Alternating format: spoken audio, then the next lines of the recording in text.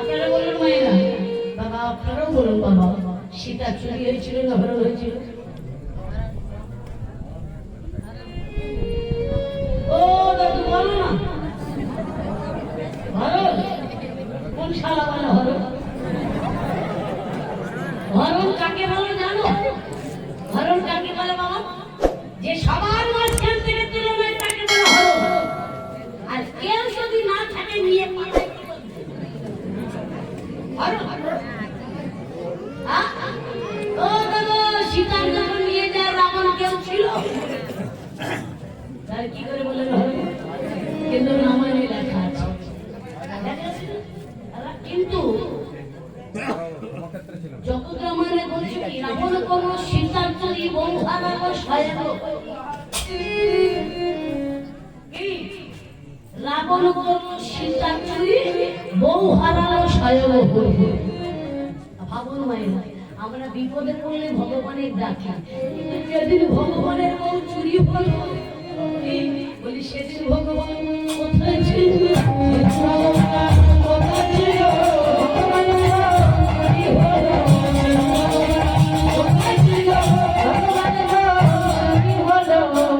আপনারা বলুন মায়ের একটা বিচার করে বলুন, যে নিজের বউ রক্ষা করতে পারেনি আমাদের বিপদ কি করে আসে? আর কেন জানে রাখবো? কেন জানেন? কর কর বউ হারালো কেন? কর্মর ফল। পাপ আঙুলের পাপকে ছাড়ি না। সে ভগবান হোক আর ভগবানের পাপ সবার পেতে হবে। ভগবান বলে ছাড়। কেন ভগবান বউ হারিয়েছিল জানেন তো? এক জন্ম নয়, 4 জন্ম হারিয়েছে। সত্য যুগে হারালো, দুর্বাসার অভিশাপে লক্ষ্মীকে সিন্ধুগত হতে হলো না, সমুদ্র মন্থনে লক্ষ্মী উদ্ধার হয়। কিন্তু গেল কেন সেটা জানেন? লক্ষ্মী কেন সমুদ্র গর্ভে গেল? ও মা, ওই একজন হারালো, ত্রেতায় হারালো।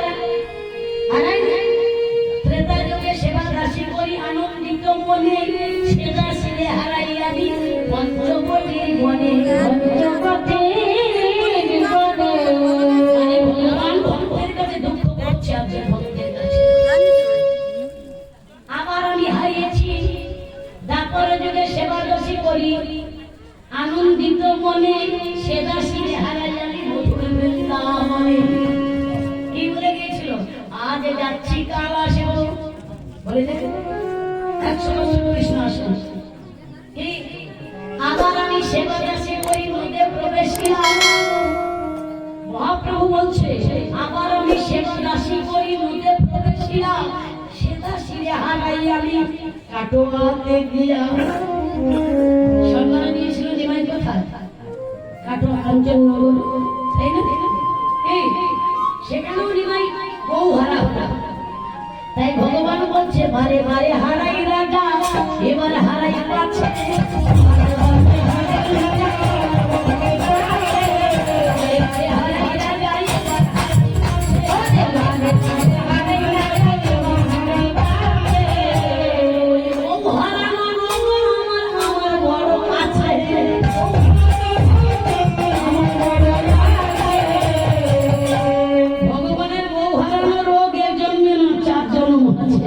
আমি বারে বারে হারাই বারে বারে হারাই যাবে,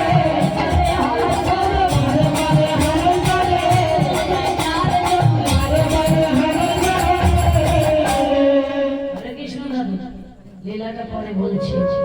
কেন ভগবান 4 জন বউ হারিয়েছিল শুনতে ইচ্ছেছেন? জানতে ইচ্ছেছেন? একজন হারাতে পারে কর্মফল খারাপ, 4 জন হারালো কেন?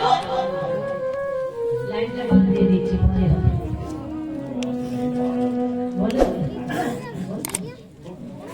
কেন ভগবান বউ হারিয়েছিল শোনেন। সত্য যুগে রাজা অম্বরীশ বলে একজন রাজা ছিল, আর অম্বরীশের একটা সুন্দরী মেয়ে ছিল, খুব সুন্দরী। একদিন জলামতে গেছে আর দেবর্ষি নারদ ওই রাস্তা দিয়ে যাচ্ছিল। সুন্দরী মেয়েটাকে দেখে নারদের ভারী পছন্দ হলো। সোজা অন্তরীশের বাড়ি গিয়ে বলে, মহারাজ আমি আপনার কন্যার বিয়ে করতে চাই। তাকে বলছে, তোমার কত বয়স? আমার মেয়ের মোটে 16 বছর।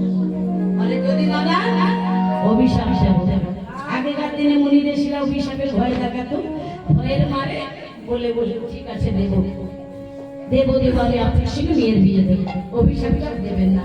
ও মা, এর সঙ্গে কথা দেওয়া হয়ে গেল, নারদকে বিয়ে দেবে। এমন সময় পর্বত ঋষি এসেছে। মহারাজ অন্তরীশের জয় হোক।